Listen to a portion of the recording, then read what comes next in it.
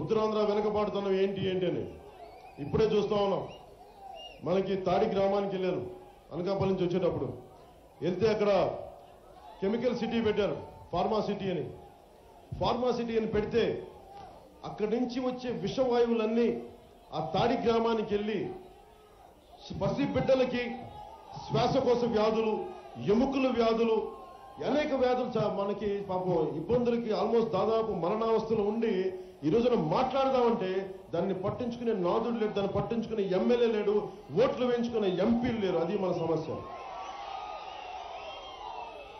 నేను కోరుకుంటుంది కూడా ఒక సరికొత్త బాధ్యతతో కూడిన జవాబుదారీతనంతో కూడిన రాజకీయ వ్యవస్థని ఖచ్చితంగా జనసేన పార్టీ ద్వారా ఖచ్చితంగా తీసుకొస్తాం. ఖచ్చితంగా.